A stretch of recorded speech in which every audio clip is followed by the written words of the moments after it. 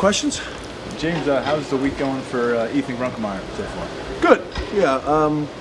Ethan will be the backup quarterback in the game.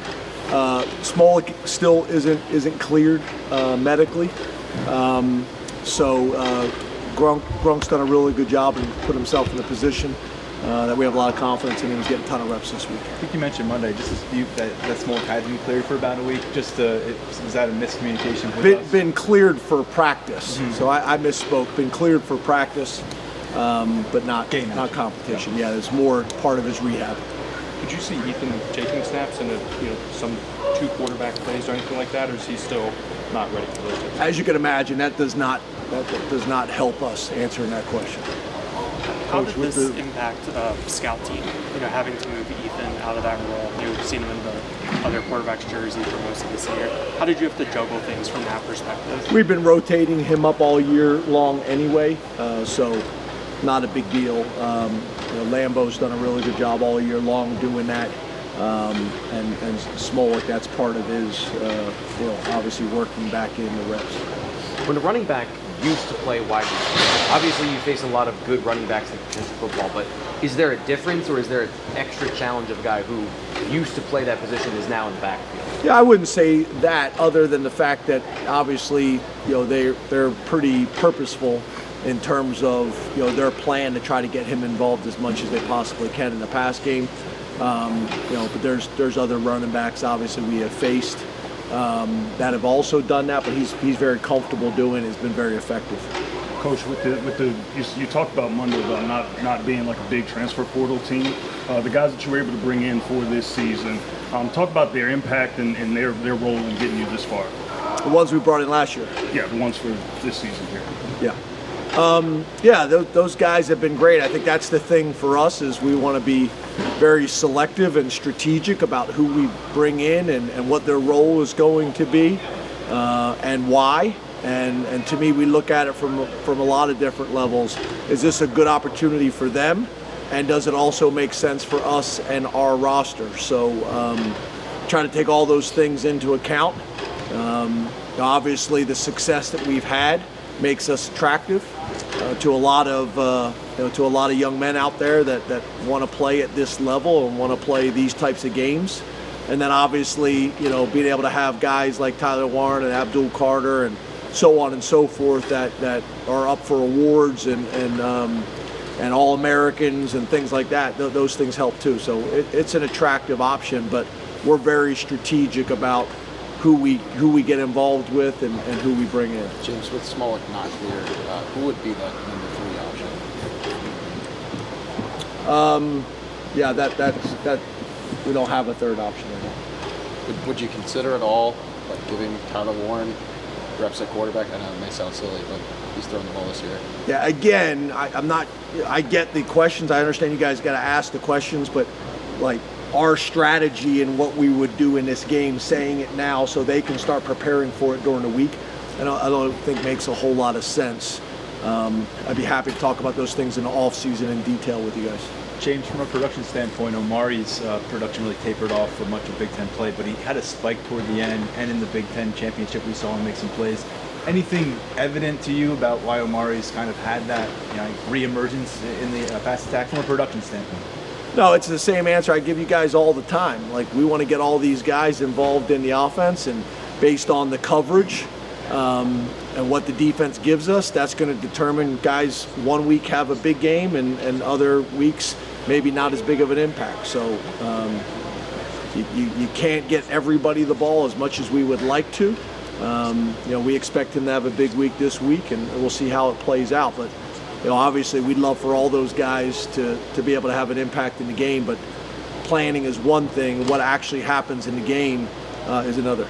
James, is there any quarterback that you guys have faced that Kevin Jennings kind of compares? So obviously you faced mobile guys like Will Howard and Garrett Green earlier this year. Lamar. We haven't played the Ravens, the Baltimore Ravens, but that's who he reminds me of. Athletic, can extend plays, can make big plays, does a really good job of keeping his eyes down the field. I think that's his style of play. I don't know if we have anybody else that we have played this year that's similar to him. But he reminds me, his game really reminds me a lot of Lamar Jackson. James, as much. Go ahead. Hey James, how have you seen your offensive line improve over the course of the season, and how they match up now with a front seven or a front half of the defense that SMU offers? Yeah, it'll be a challenge. I thought we had a challenge last week, and the guys did a great job stepping up to that, and we're gonna need to do that again on Saturday. Obviously, us being able, like to the point that was made earlier, being able to go and get a guy like Rucci back, who we've known for a very long time, and be able to get him part of the program, that was big, really big for us right now. And he's doing a tremendous job, and he just continues to seem to get more and more confident, more and more comfortable each week. So, that's going to be an important matchup in this game, as you guys know. James, as much of a grind as December has become, how tough is it on families of the coaches and staff and everybody else? How difficult is this time for everybody? Yeah, it's just different, right? It's in other years you'd be out on the road recruiting. That's challenging. But yeah, I think for most of us, the families, it is challenging. There's a major sacrifice made by the families and the kids. That's why we work really hard to create an environment where the significant others and children come to the office, come to practice as much as possible. I just took up-to-date pictures with Kevin Throkill's 2 daughters. We try to make that as much a part of what we do and how we operate as possible, because it's a grind on everybody. So, the only thing I'll say on the other end of this is most of our families don't know any different, right? We think this is normal. So I think that helps to a degree.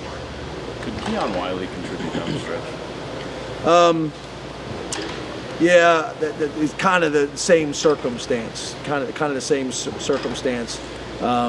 Yes, he could, but at this stage, not fully cleared for game reps. Hey James, Andy Koenig talked about on Monday going to the well, the idea of going to the well one too many times when calling a play in a game, or I guess on a larger scale, my question is going to the well one too many times for an idea that you might want to use against a team that has a similar style as what you've seen previously.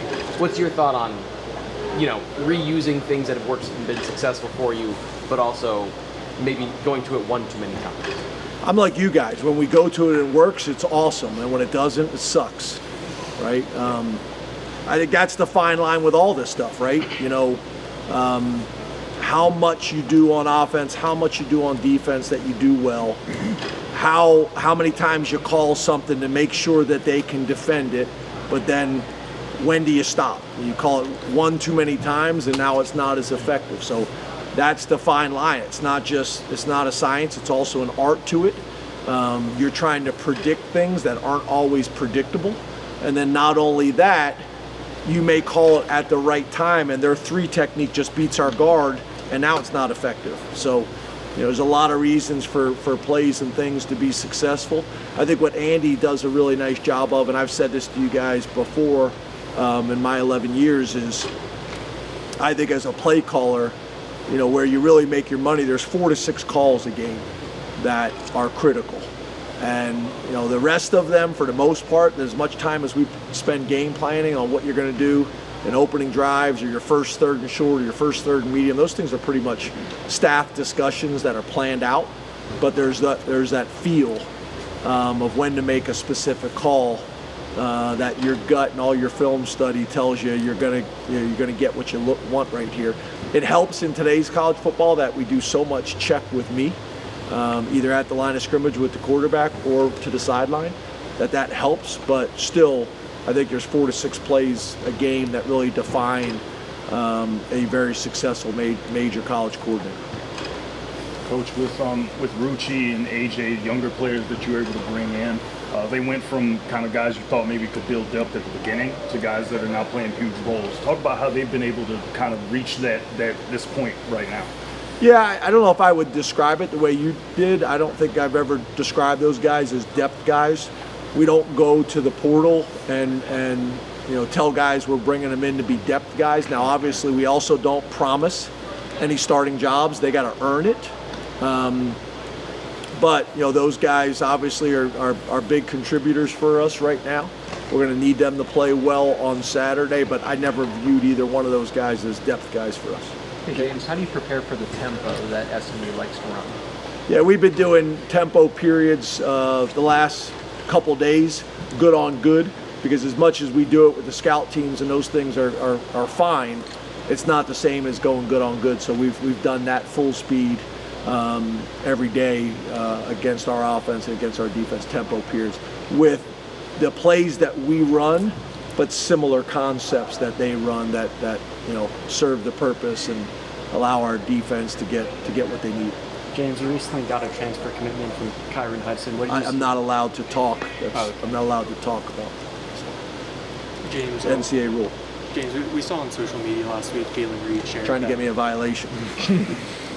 Jay Reed shared that he was in a car accident last week. We saw him at practice today. Is he good to go on Saturday? And, as a coach, there's certain things outside of your control that can happen. What is that like to go through something like that? Well, what I would first like is for us not to share all of our business on social media so that this is even a discussion. But at the end of the day, I'm glad Jay Reed is safe and healthy. In some ways, I look at all these guys like my sons. I got a very close relationship with Jay Reed and his mom.